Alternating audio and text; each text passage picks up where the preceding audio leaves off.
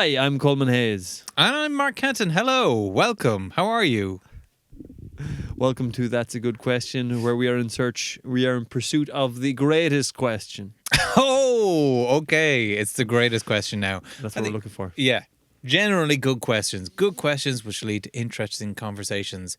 And we want, don't forget, we want you to be part of the conversation as well. Yes, don't forget that. Don't forget it. Please remember, if you remember one thing, we want you to be part of the conversation. Send us your answers. Yeah, so we each have a question for each other this week. I'll just leave you keep talking. I don't know. I'll leave you take care of it. It just comes naturally to me, the presenting style. Yes, that's right, Coleman.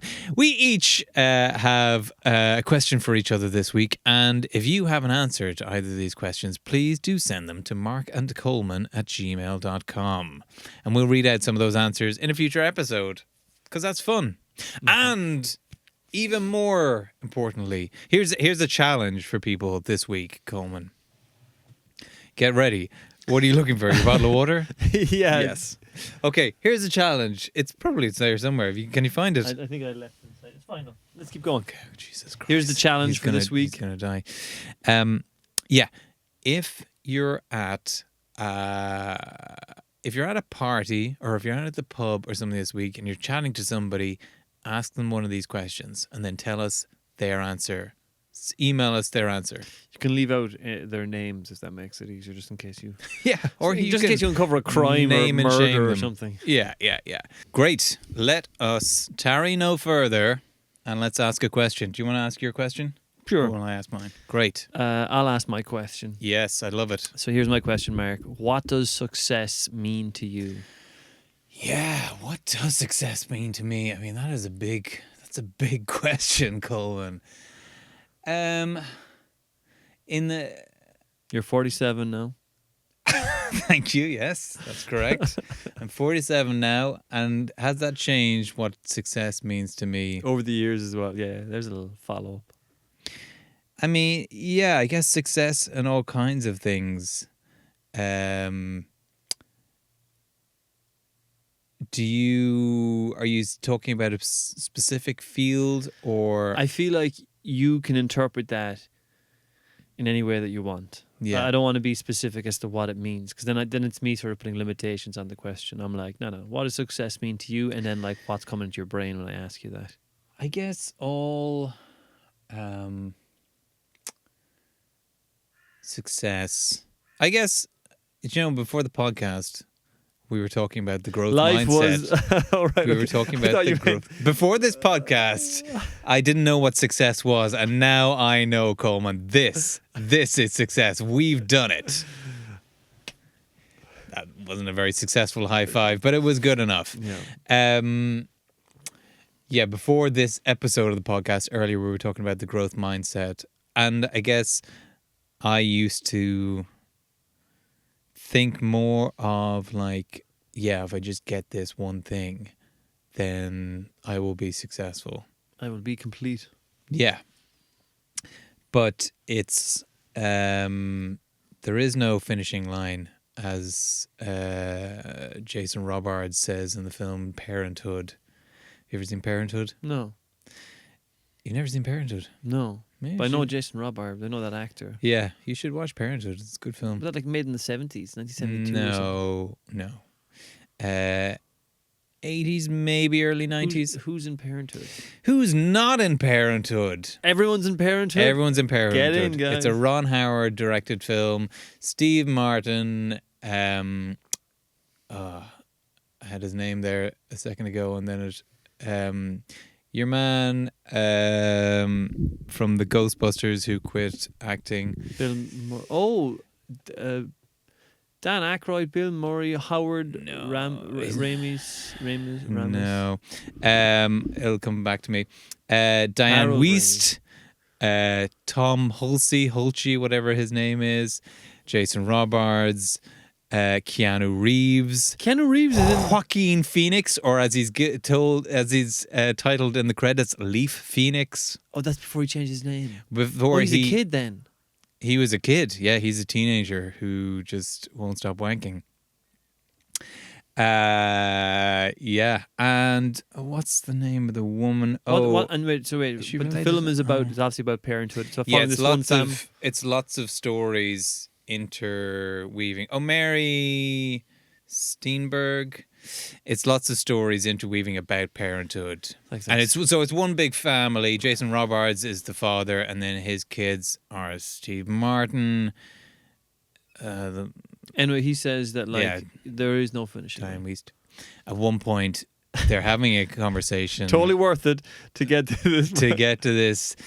And Jason Robards is like, I used to think, well, once they've left school, then I can relax. And then I thought, well, no, once they've got college. Well, once they're married, and I realized there is no finishing line. You're just their parent forever. It's a pretty good Jason Robards impression. Oh, thank you very much. Thank you. That's really why I wanted to. That, to me, Coleman, is success. So it's unobtainable. It's unobtainable, a Jason Robards impression. No, your success, sorry. Oh, wait, success to you is a Jason Robards impression. And now I've achieved it, so I can carry on with my death. I guess you don't really, there isn't one big success, is there? So you're just looking for small successes along the way. What I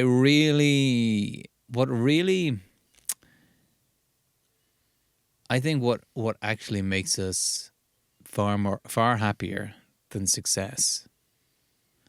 There's I think maybe I talked about it already. This book called Bounce by Matthew Said. I don't think you've talked about that. He was a table tennis player, and now he writes books about psychology and stuff. And he talks about the depression that Olympic medalists get after they win gold at the Olympics. Because everything they were building up to. It's like their whole life has been building up to this, and they're like, well, what am I going to do now? Yeah, what do I do now? What makes you happy is not winning the gold. It's the journey to it. The journey to it and the feeling like you're getting somewhere. That's what I find brings me happiness the most. Getting somewhere doesn't.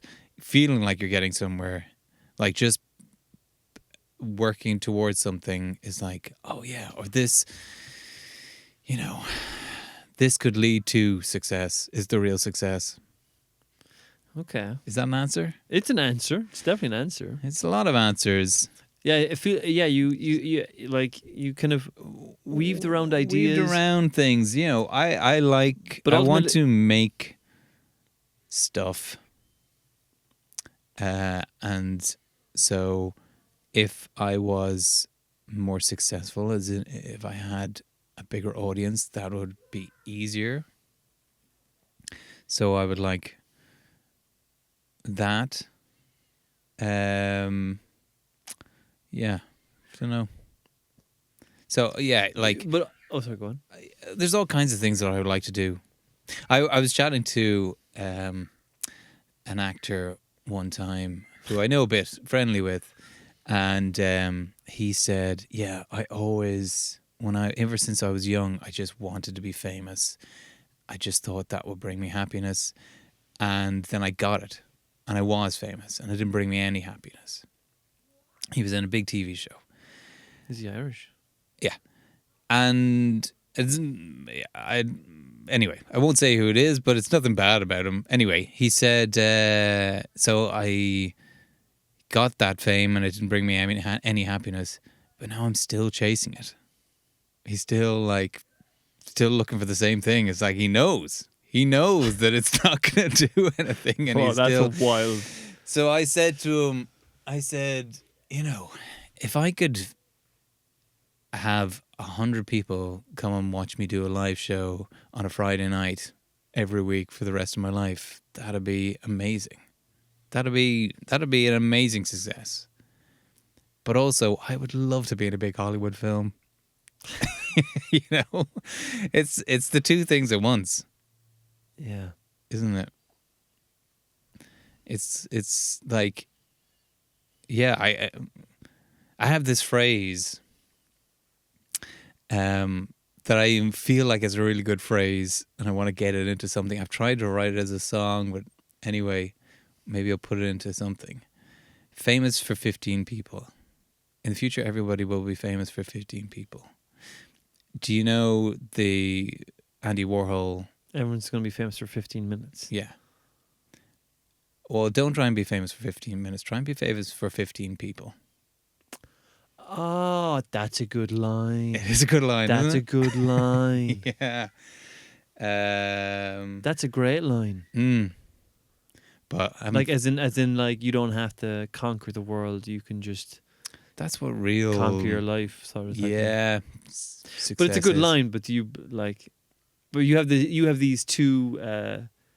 You have this like two wolves inside me. Yeah, you have two. Just saying cliches for the whole thing. Yeah. But you like. How about this? Maybe let me rephrase the question then. Okay.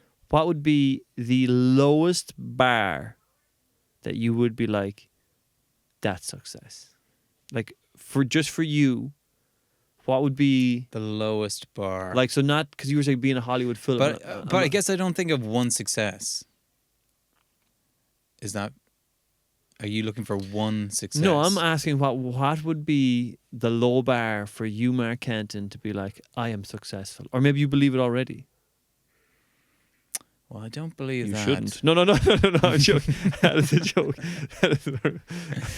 Yeah, I don't know that yeah, I certainly have my doubts of that. But yeah, I don't know. Like, in what would be the low? Like, really, the lowest bar is like I went to Denmark, I went to Copenhagen, and performed improv to 6 people who all enjoyed the show. That was a success. That was a success, and I was happy with that. But yeah, are there other?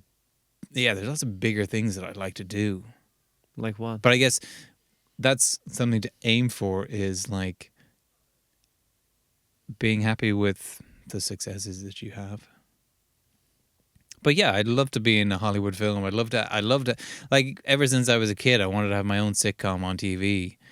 I would love to sell out big theaters in Dublin and perform comedy for people. I would love to make a film that is hilarious and touching and everybody sees it and loves it. Yeah. So both of these things. Say that again. What was the last thing? Both of these things, I guess. Small successes and big successes. Yeah, it's interesting because I suppose I meant, it's weird because for me I meant like, what things would you want in your life for you to maybe consider your life successful? But isn't it just interesting that you were like, this project, that project? I was like, okay. For me, like, if I'm asking myself the question, I think of like, because there's obviously creative projects, but I feel like it's like over a long term, what would be the thing if I had this, and this? I'd be like, that's a good life, or that's a successful life. Yeah, is where but I didn't want to limit it to that. But that's where my mind went when I came up with the question. I was like, oh, what are the things that you'd want in life? Yeah, I guess I was mostly talking about career there. Yeah, I guess. So, what are your things then? For me, if I could have a home of my own that you own, that I own, right? Do you know what? I wouldn't have to own it, but it would have to be secure. If I was renting it, it would have to be secure for the lifetime. I don't want to be worried about whether the rent is going to get jacked up. Yeah, and a partner. What you're going to say? And an apartment, and go to it, and a house in Seville, yeah, and a partner, yeah, and a partner, and 1 kid, and making a living doing what I love. Mm-hmm. If I have those 4 things, and I'm healthy, if I have those 5 things, yeah, I would consider that a successful life. I used to feel like that 4th thing of like making a living, do what I love. I felt I was like, I used to just want I think I started doing this because I was like, I want to make films. I want to be on the big screen, and I do want all that. I think I wanted to be, I wanted to be famous, and I wanted to be loved. But since pursuing this, and certainly since Best Man, and since maybe my Instagram. So I did Best Man, which was one project which I feel like had success, and I'm like, fuck, that went really well. Yeah. But so weird. I remember we were at the Fringe with that, and I remember Luke Benson actually said to us, Luke Benson expressed to us what I felt like a whole bunch of people were kind of saying to us, but he said it the best. He was like, 85% of me is so thrilled for you. And I was like, thank you. Because we're getting a little bit of that energy, but what's so weird is when you get that energy off people of like, well done, you know. Yeah. On the other side of that, you're like, yeah, this is great. And even though that was a small success in terms of like having a blockbuster film at this, you know what I mean? In the scale of, let's say, artistic success. But for us, it was massive. You also realize you're like, I remember like myself and Mikey, the co-writer and director, were talking about it. They're like, we're still all going back on the same flight to Dublin. Like nothing has changed. like, do you know what I mean? Yeah. Like, and I wasn't being booked as the headliner in comedy clubs in Dublin now. Like, do you know what I mean? Yeah. I was like, nothing has changed. Yeah. Except we've had that experience. So it was an interest. I think since then there was a weird shift in my because and then and then after that, the next thing I did was like a video day for a year, and that went from 0 to 32,000 followers over the course of a year. I was like, so to me, I'm like, okay, that was a successful year. I would have considered that a success at the beginning. Halfway through, when I'd hit 32,000 and stayed at that for the next 6 months, I was like, but that was a success as well. And if it's weird, suddenly then did you experience frustration then that it didn't grow from 32,000? You go through a weird sort of like frustration, then after a while you're just like, yeah, whatever. Yeah. Like it just like anything, once you have it, you just begin to sort of take it for granted a little bit. For a while, it doesn't stay like that. It oscillates from grateful, taking it for granted, frustrated, happy, delighted, can't believe it exists. Like you're just sort of moving in that space. Then after a while, it just sort of it just settles into, I don't know. I don't know what this is, but as in you don't even really think about it anymore. You don't even think about it. Yeah. So if you're watching Coleman's followers, he doesn't even think about you anymore. No, I think about you all the time. Don't leave me. Just as much as you think about him. But it's where am I going with this? I'm going with the idea that like I had Best Man, I had the Instagram thing, and to me I'm like, those are two successes. I have them on my CV when I apply to things, you know what I mean? So I'm like, okay. Yeah. And it's made me, the next thing I'm building is a stand-up hour, and it's made me appreciate what you were saying of like, oh, I enjoy the process of doing this. I like the process of it, of like trying to build something. I find that, I love that. It's taken me about 30 fucking how many years to figure out that's what I love, is trying to build something. But once it's built, like that's why once it's built, I'm like, oh, don't care about that at all. Don't care about it at all. It's like the enjoyment of Best Man. Like we could have gone back to Fringe this year and performed Best Man at Fringe this year and next year. We could keep going back with it. Yeah. But like Mikey's the same. I'm like, I have no interest. Like it's so fun to try and make that work. And the video day was so fun for a video day. And then suddenly you're like, oh, unless I challenge myself to do a video day for another year, I'm like, what I'm trying to say is, on the professional level, I have learned after about... On the professional level, you have succeeded. You've finished. You've completed. I've completed it. Yeah. No, I don't. I still barely make a living doing these things. Yeah. But I feel like I really appreciate what you were saying is the journey, or the feeling like you're getting somewhere. Yeah. The making of something. And then there is that brief moment when it's successful, these little success. I mean, literally, like tiny successes. Let's say when Best Man first sold out, you're like, yes! And you're like, okay, but we have to do the show now, and then we have to go back and we have to send email. Like, you know what I mean? It's literally about 30 seconds of an elation, and then... Now we actually have to do it. Anyway, what I'm trying to say is, I feel like now I'm like, if I could have a life and be supporting that life, doing things that I loved. Yeah. I was like that. So I guess what I'm trying to say is, well, I don't have to become a megastar.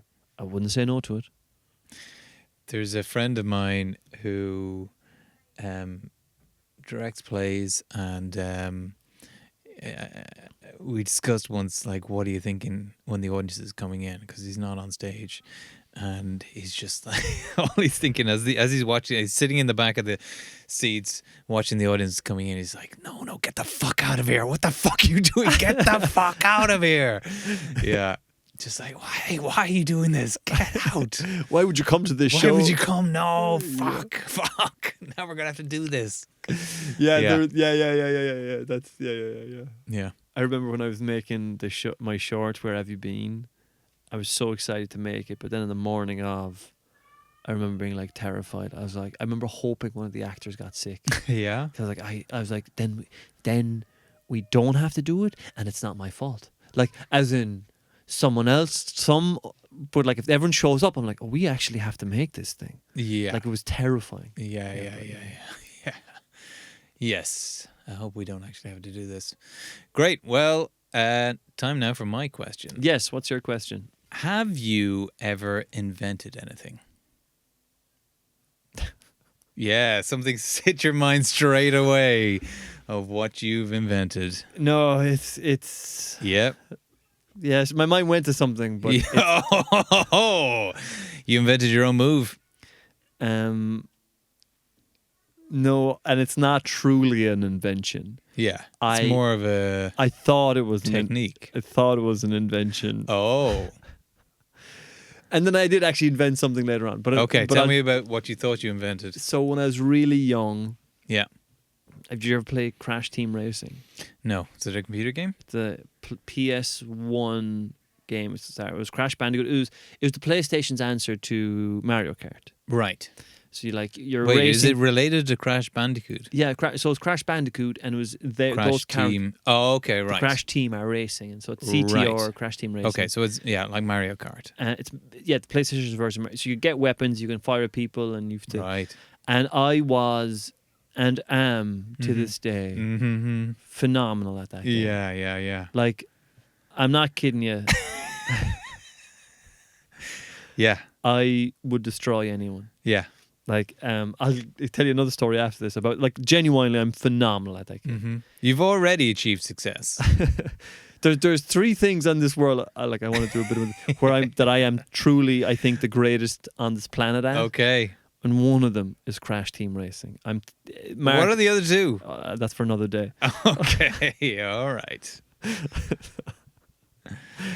Crash Team Racing. Yeah.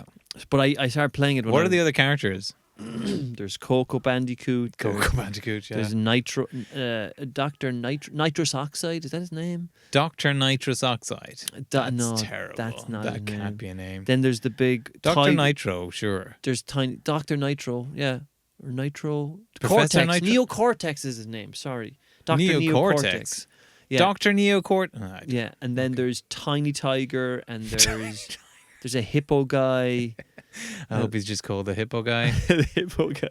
But you can unlock other characters too. Like there's almost caveman Crash Bandicoot. So he looks like Crash, but he has like really strong eyebrows. Okay, yeah. Anyway, I was phenomenal at this game. Yeah. And I was only like 8 to 12 years old, and the internet had just come out. Mm-hmm. So, and there was a forum for Crash Team. There was a Crash Team Racing forum, and I don't know what way to tell the story. In Crash Team Racing, like, one of the things you could do is the R1 button is to jump, and when you go over jumps, if you press the jump button as you go over the jump, you'll jump on top of it and get more air. And when you land, that gives you a boost. So as you're driving around, that's something you want to be doing. Right. Another thing you want to do is that when you land, if you toggle left or right, you'll start sliding. And when you start sliding, your exhaust goes from white to black. It'll be black for like a fraction of a second. And in that fraction of a second, if you press the other jump button, like so it's R1 and L1. When you're doing an online masterclass on this, aren't you? Coming up on, isn't that website called Masterclass? CTR Masterclass. Yeah. .ie. But in that moment it turns black, you press the other jump button and you get a boost again. And you can do 3 boosts in a row there, right? This is taught. So excited. So animated. This is taught to you as you do the adventure mode, right? I completed that game 100%, by the way, but multiple times. But it's taught you when you do the adventure mode that like you can do that. I don't know. I don't know what I was thinking. So idiotic. I went onto a forum for Crash Team Racing, and one of the things I uploaded on that forum, was like, if you jump at the top of you were the going jump on forums at like but the internet just come out. The internet just come out. I thought I was giving everyone information they did not know before. Right. All these people are on a CTR forum themselves. So I'm telling them like, if you jump at the top of a jump and you land, you'll get a boost. It's like the most basic knowledge of CTR. Everyone's just like, yeah, no shit. So that was something I thought I invented. Now, how this story comes back is when I was in college. Oh, wow. We had a PS whatever, but I had CTR because I was like, guys, we can play this. I'm gonna dominate, right? That's how I introduced it to. Yeah. And I don't know why, but one of my friends at the college, he started looking up like CTR cheats to see if they existed. Whatever. Yeah. And then he's like, Coleman, did you ever post on a forum? Like, this is now about 15 years. He goes, did you ever post on a forum about CTR? Yeah. And I was like, in that moment, I'd remembered, but I was like, no. Because he goes, was your email address ncphayes@air? Like, there was, when he gave the email address, I was like, there was no denying. Do you know what I mean? I was just like, yeah, so. So I read it out and yeah. You were shamed. I was shamed, and so that's one of the things I invented. I have more. I mean, yeah, that you didn't invent, but you thought you invented. Yeah, I have other things discovered. Really, I mean, you couldn't have invented it. They built it into the game, even if you were the first to do it. Yeah, there was ways to do things that they had created. I have two other amendments to that story, but that's the thing that I two amendments. Carry on with your amendments. Not amendments, but add-ons. Right. So, in terms of how good I am at CTR. Right. So, I was in Dublin. This is maybe 5 or 7 years ago. I was in Dublin city centre. Yeah. And there's along the quay, there's like a chill out. The whole, it's a room, it's an establishment. It's upstairs, and it's just a chill out space. And it's where you go if you're hanging out in Dublin. You want to kill a few hours. It's not a cafe. You pay maybe €3 an hour. Just hang out. It's a hangout space. But they also have a games room, right? And a few other things. And I was popping in there. I just had a few hours to kill. It was my first time there. I was chatting to the guy at the door. I goes, how much is it? Like, whatever, £3 in, that's no problem. He goes, there's a games room. We've like Nintendo, PS1, PS2, PS3. We have everything. And I was like, do you have CTR? I say, my good man. Would you have but CTR? Do you have CTR? And there was a look in his eye. He's like, oh yeah, we've CTR, all right. And I could just tell with the way he said that. I was like, this guy plays. And I was like, I said, this guy's going to know my email address already. Wait a second, are you CTAs at aircom.net? I said, I'm the best there ever was at that game. Right? And he goes, I'm the best that ever was at that game. Wow. Oh my God. So I was like, because I'd never met anyone who had the same bravado as me about it. And I could tell. But this is like being the quickest gunslinger in the West, meeting another quickest gunslinger in the West type of thing. And I was like, exciting. He was like, I'm phenomenal at that game. I mean, I am gripped. And I was like, should we play? And there was like the tone of the conversation got so serious. And he was like, yeah, okay. And he's like, look, I'm manning the door, but you go up, set it up, I'll lock the door. Like, he's running this business. He's like, I'll lock the door. I'll lock this door. I'll lock us in here. And I was like, mano a mano, cage fight. And he was like, so he came up and like, it was the first time I was actually like, oh my God. Cause like, I was like, oh, this guy might actually be good. Like, this is fucking, I've never met someone who's like, and so we said we do a tournament, which is 4 races. Right. Each race, I don't know if we picked 3, you can pick 3, 5 or 7 laps. I think we picked 3 or 5, I think. And we said, look, best of 4. Whoever wins the tournament wins. Best of 4? Well, best of 4 races, the tournament. Like, so why is it 4? Why is it 4 races? Always do an odd number so that there's a winner. You could have just had 2 each. That's an interesting point. Yeah, that's CTR you have to take it up with. Because I will. It's the thing you choose in the menu. I'm going to go on the forum. And we played, and he beat me in the first race. Mm-hmm. And like, yeah. I was like, shit. And then I beat him in the second and wiped the floor with him in the third. And that like, and then I won the fourth as well. Okay. And I won the tournament. Yes. And there you go. Look, there you go. I hope you're applauding at home, listeners, because we have a new hero. The greatest who ever was. What character did you play? I'm always Crash. Oh, right. But Crash and Neocortex have the same stats. So if you want, you could be Neocortex. We'll have the same stats anyway. Thanks very much. But I'm only the best there ever was on the PlayStation 1 version of it. Right. Because they remade the game for... dorks. What are those things called? Nerds. Losers who have no other successes in their life and then need this. And fuck it, like the PS something, and because my friend got it. Mm-hmm. It's but I know what. No, it wasn't PS. I know. Switch, I think it was. My friend like, let's play. Like this is like 3 years ago. When I played on the Switch, the gameplay, like the movement within the game, was different from the PS1, and I was like, oh, it doesn't transfer over. I was like, so it's PS1 Crash Team Racing. I'll wipe the floor with anyone on this planet. That is a challenge, listeners. Anyone on this planet. Look, it's anyone on this planet. There's a few things I could do for you tomorrow, and one of them is beat anyone on this planet at Crash Team Racing on the PS1. Now I admit, anyone on this planet. Look, maybe I'll say this. I'll give myself. Let me pull back the ego a little. I'm definitely top 10 players on this planet at CTR. Top 10 on this planet. Wow. Fucking definitely. Are there leagues anywhere? I have no idea. I'm going to find out. I'm going to see that you would be destroyed. Top 10 on this planet. Way no doubt. No fucking doubt. And what's your other invention? What did you actually invent? So, it's kind of dumb. But I used to get like cricks in my neck. I feel like I'm talking too long, so I must throw this back to you. I'll wrap this up very quickly. Yeah. I was getting shoulder pain. So you know the way you can have the shoulder ball that you roll up and down? The problem with it is like, it keeps dropping and stuff. Oh. So what I was thinking was like, it was just essentially that ball, but just 1/4 of it cut out, so it can stick onto a corner, and you can kind of like just roll your shoulder into it. Okay. Even like I went so far as to like actually draw up like a scale of it in some kind of software. Yeah. But like after a while, you're like, that isn't worth the hassle. I was like, I don't even know if it would work.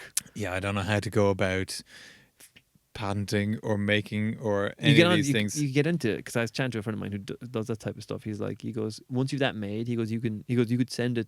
He was like, here's how you go get it actually made. You get a prototype made here in China. You got to send it over, see if it works. He goes, here's how you would upload it and all, like how you put it on Amazon. You can drop ship and all these things. He's like, if you think it would actually.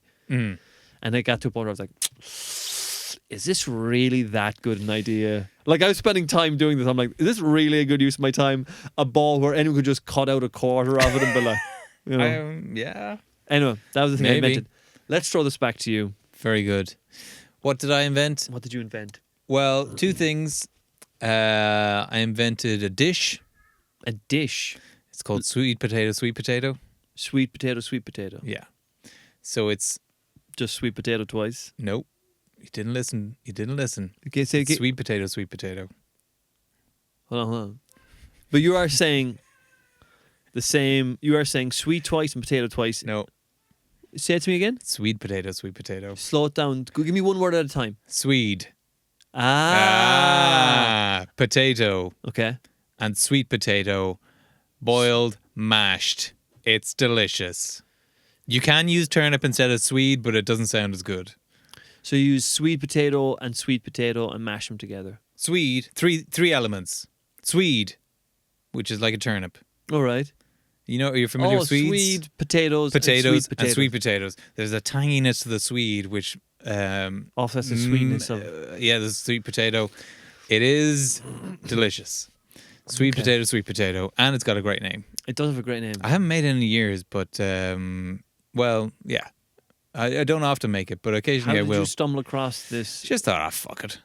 I like to experiment, I guess, in the kitchen. I was cooking something, and somebody was like, "You're putting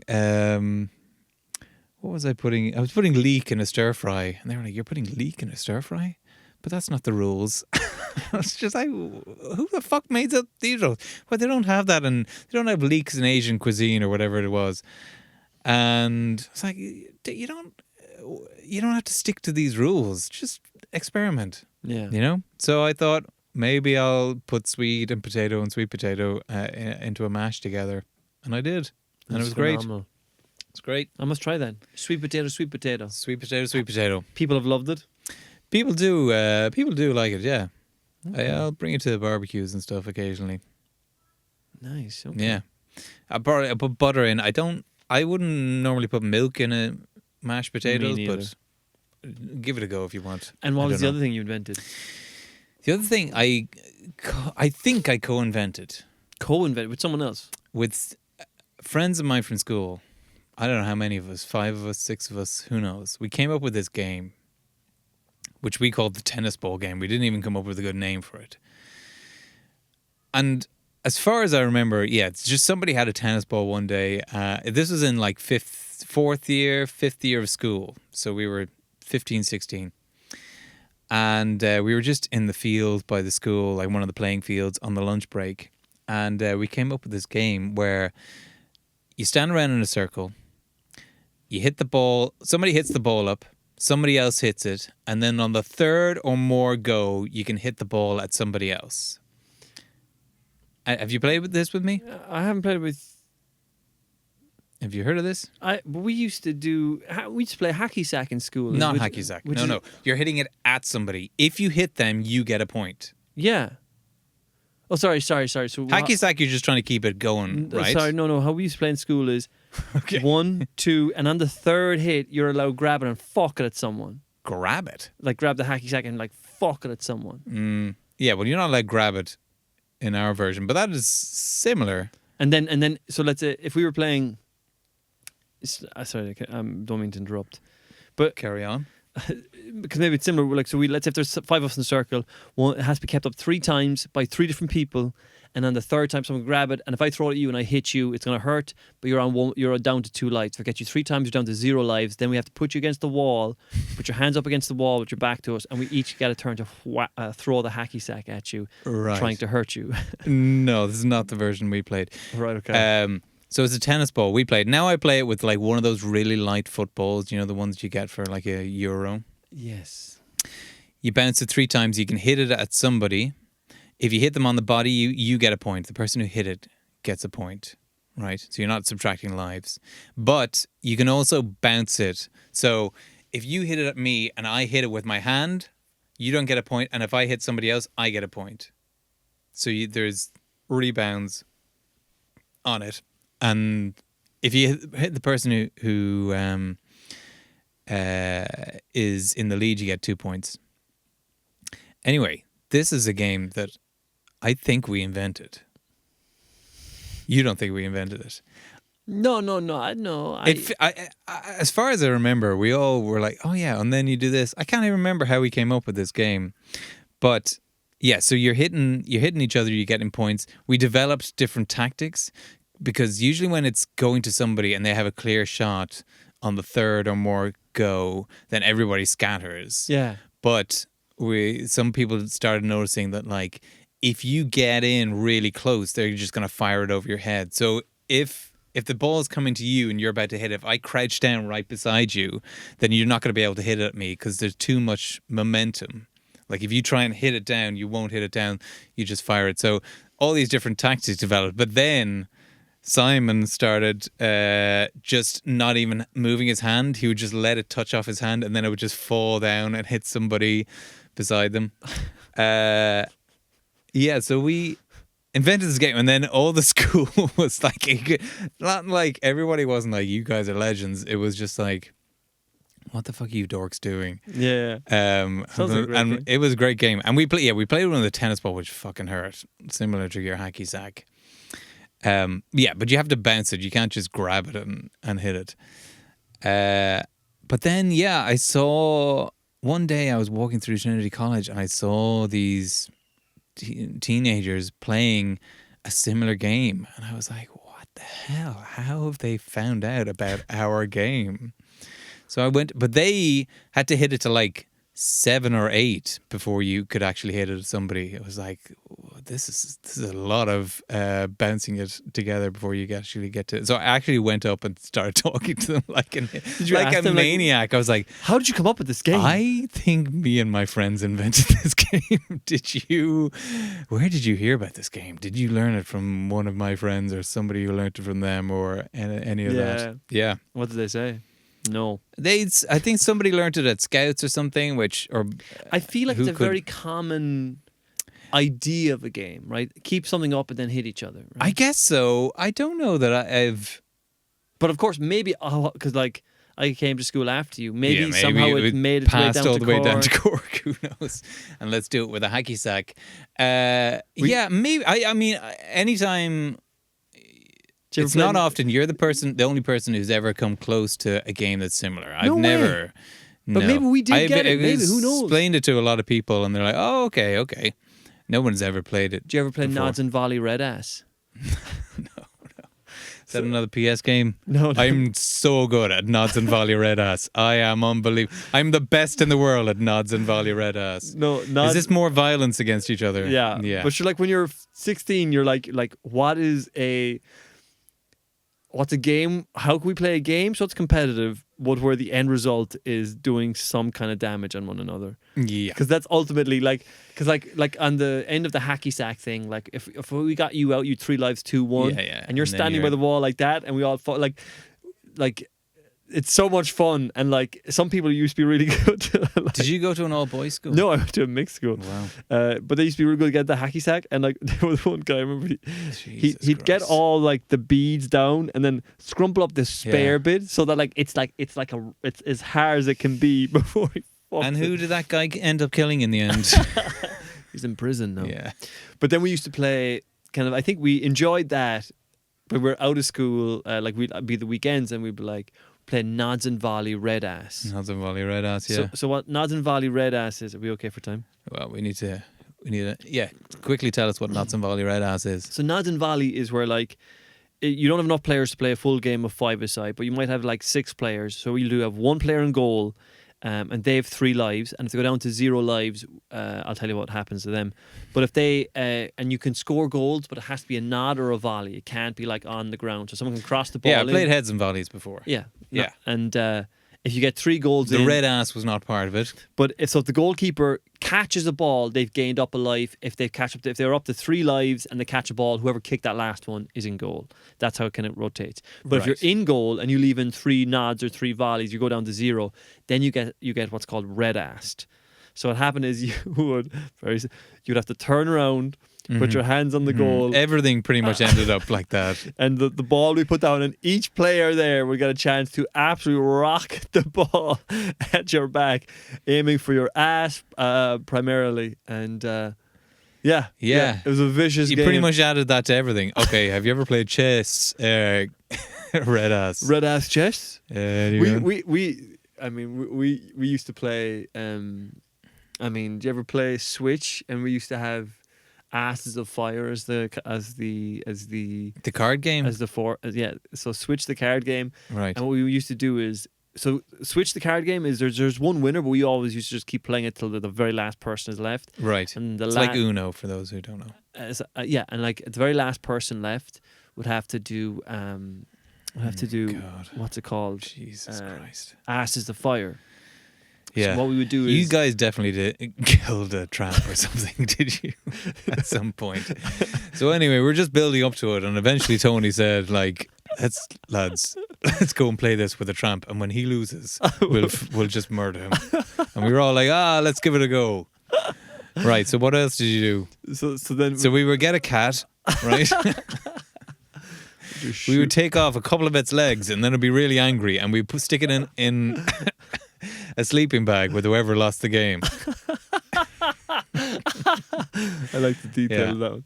And whoever lost Switch, you get, is it 2 squares of toilet paper, Right. and they'd have to put it in between their ass cheeks. Oh God. And we would light it on fire. Yeah. And they'd have to make it around like they'd have to make it around like a obstacle course, but not an obstacle course, but like a small garden, like before. And they can't take the toilet paper out until they've made it round. So the toilet paper is just burning a massive hole into their ass as they slowly run around. And right. So yeah, we used to play Switch with the forfeit being. So maybe it was you that ended up murdering somebody. And so you all had. This is why I love playing those games where I'm like, yeah, let's play those. Torture somebody. And so you all had girlfriends at that stage, did you? Yeah. No, none of us. Gotta take out this energy. Maybe we all just set each other's asses on fire. Maybe that'll work. I know. Great. Well, those are good questions. Colin, what do you think of those questions this week?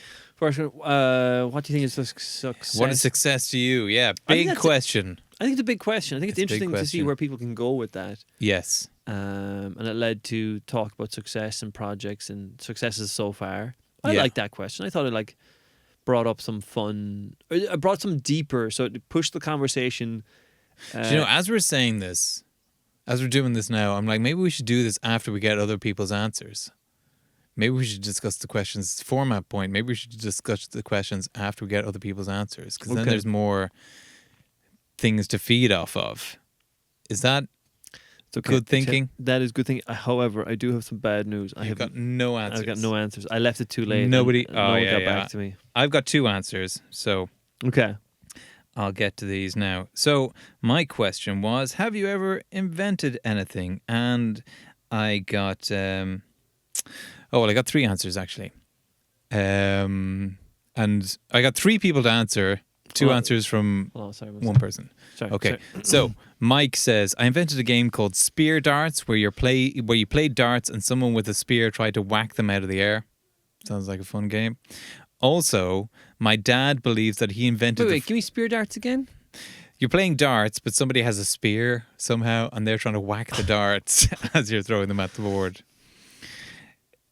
Do you not understand it? And at the end, someone would be beaten within an inch of their life. Oh, I get it now. I'm on board. Yeah, that sounds great. Spear darts, red ass. And are the darts being thrown at who? Who are the darts being thrown at? Okay. Mike also says, my dad believes that he invented the phrase thinking outside the box. What? So he was really thinking outside the box. Nobody else, everybody was thinking inside the box up until then. They were just like, and then his dad was like, have you tried? Have you considered this? Let's try thinking outside the box.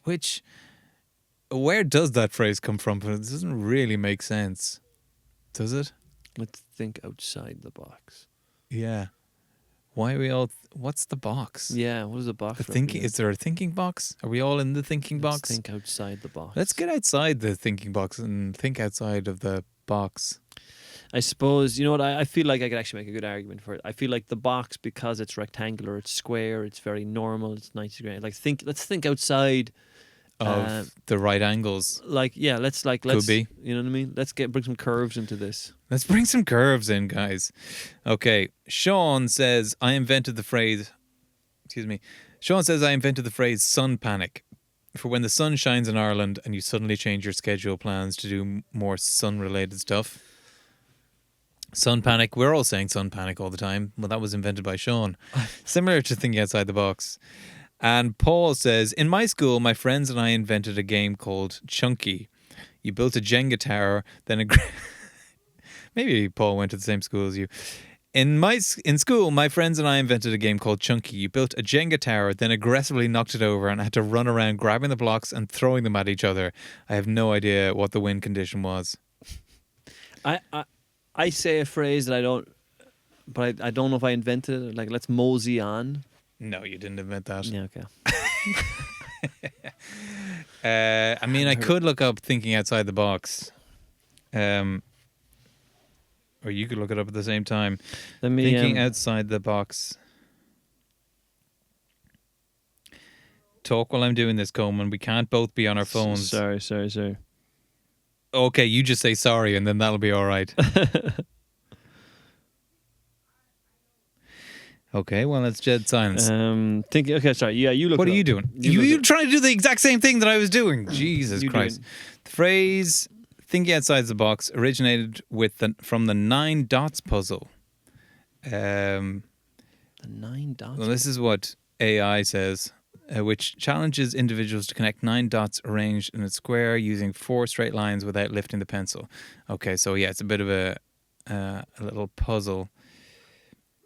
Yeah, again, Wikipedia says it's from, there's 9 dots and you have 4 lines to try and connect them.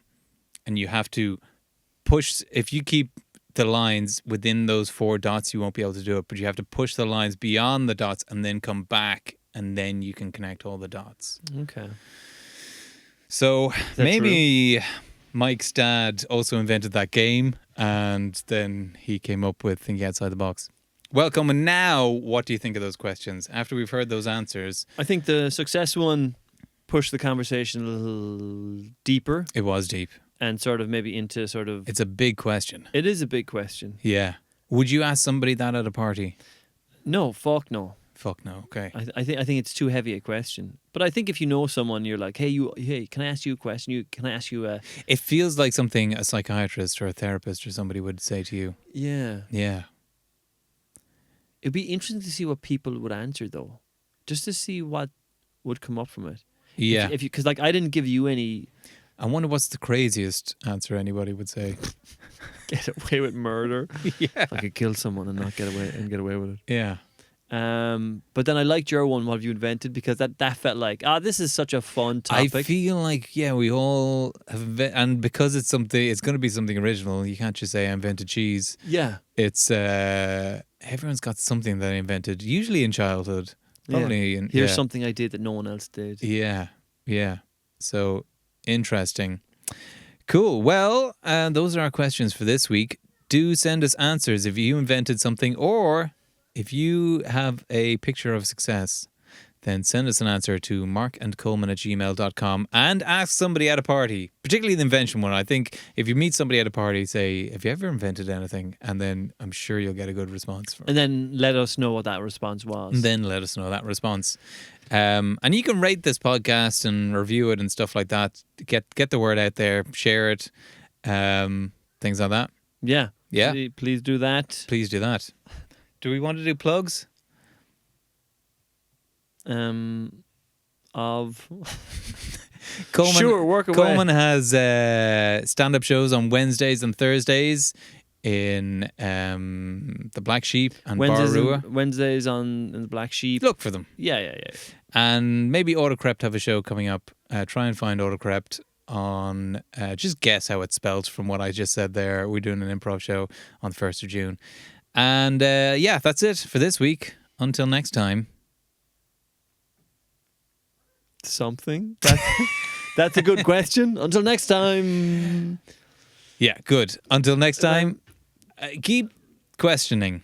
Keep the questions flying. Bye. And that's a good question. That's a good